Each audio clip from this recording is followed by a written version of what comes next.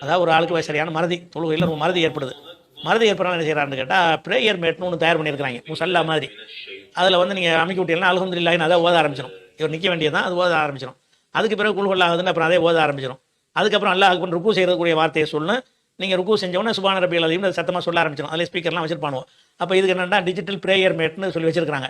இது ஓத தெரியாத ஆளுக்கு என்ன செய்வாங்க, அதில் நின்று கொண்டு ஒரு பட்டனை தட்டி விட்டீங்கன்னு சொன்னால் அதுவே சனா ஓதி அல்ஹம்து ஓதி வந்தது ஓதி ருக்கு செஞ்சு செய்தா செய்யறதெல்லாம் அதை செய்ய நீங்கள் அப்படியே அதை ஃபாலோ பண்ணிட்டு போகலாங்கிற மாதிரி ஒரு விஷயத்தை போட்டிருக்கிறாங்க.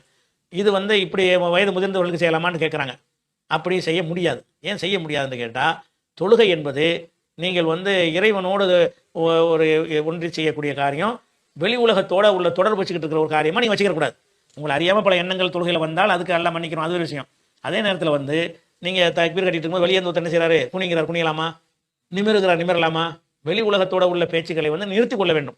நீங்கள் அந்த டிஜிட்டல் முசல்லாங்கிற என்னன்னு கேட்டால், நீங்கள் தொழுகை அல்லாட்ட பேசுறதுக்கு போய் நிற்கிறீங்க, நின்றுட்டு என்ன செய்றீங்கன்னா அந்த முசல்லா சொல்கிறபடி நீங்கள் செய்கிறீங்க. அதுக்கு தொழுகை கிடையாது. தொழுகை இல்லாத ஒரு ஒருத்தர் டேப் ரெக்கார்டில் பேசி வச்சிருக்கான், அந்த குரலை கேட்டு நீங்கள் என்ன செய்றீங்க, செயல்படுறீங்கன்னு சொன்னால் அது தொழுகையுடைய அந்த மெத்தேடு, அந்த இஹ்லாஸு அதுக்கெல்லாம் மாற்றமாக இருக்கிறது. மறதி வந்தால் என்ன, மறதி வந்தால் மறதிக்கு உள்ள சைதா சவு செஞ்சுட்டு போக வேண்டியதானே. மறதி வந்துச்சுன்னா எதுக்கு எந்த அளவுக்கு ஞாபகம் இருக்கும் அந்த அளவுக்கு ஓத வேண்டியதானே. பெரிய பக்ரா சூறா அளவுக்கு ஒரு ஞாபகம் வரலன்னு சொன்னால் சின்ன சூறாக்கள் குல் ஹுவல்லா சூறாவுக்கு மறதி வந்துட போகுது, அதை ஓத வேண்டியதானே. இப்போ மறதி வந்துச்சுன்னு சொன்னால் மறதிக்கு ஏற்றவாறு செஞ்சுட்டு அவர் ஓதணுமே தவிர அவரை வேற ஒரு ஆள் இயக்குறாருன்னு சொன்னால் அவர் அல்லாவுடைய இதில் ஈடுபடல. இல்லை நீங்கள் உதாரணம் இந்த டிஜிட்டல் முசல்லா விட்டுருங்க. நீங்கள் மறதியான ஒரு ஆளை நீங்கள் தொழுகை தக்பீர் கட்டிட்டீங்க, ஒன்றுமே உங்களுக்கு தெரியாது. பின்னாடி ஒருத்தர் சரி உங்களுக்கு சொல்லி தர்றாரு, அல்ஹம்து அல்ஹம்து லில்லாஹி லில்லாஹி ரப்பில் ரப்பில்ங்கிறீங்க, ஒருத்தர் அவர் சொல்கிறாரு, நீங்கள் அதை சொல்கிறீங்க. இப்போ நீங்கள் அல்லாவோட உரையாடி கொண்டிருக்கீங்களா, மனுஷனோட உரையாடி கொண்டிருக்கிறீங்களா? ஒரு மனுஷன் உங்களை இயக்குறான், அதுதான் இது டிஜிட்டல் முசல்லா தானே.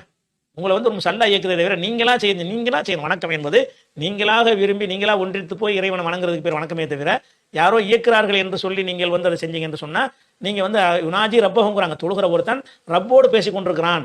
நீங்கள் ரப்போடு பேசுறீங்களா, டிஜிட்டல் முசல்லாவோடு பேசிட்டு இருக்கிறீங்களா? அதனால மறதிங்கிற காரணத்துக்காகலாம் இதெல்லாம் செய்யக்கூடாது. தொழுகையுடைய பேசிக்கே மாறி போயிருவாங்க. இது வந்து போட்டு கேட்டுட்டு இருக்கான், அவ்வளோதான். இவன் எங்கே ஓதுறான்? அப்போ இவன் இன்வால்மெண்ட்டோட அதை விளங்கி அதை அப்படி ஓதுனா தான் அது தொழுகையில் வருமே தவிர இந்த மாதிரி மிஷினை போட்டு விட்டு செய்யறதுலாம் என்ன செய்யாது, வராது. அதனால அந்த டிஜிட்டல் முசல்லாங்கிறது வந்து அது வந்து தொழுகைக்கு வெளியே உள்ள ஒரு ஆள் உங்களை இயக்கிற மாதிரி ஒரு அமைப்பில் வடிவமைக்கப்பட்டிருக்குது. நீங்கள் அல்லாவோடு உரையாடுகிற விதத்தில் என்ன செய்யப்படல, வடிவமைக்கப்படவில்லை.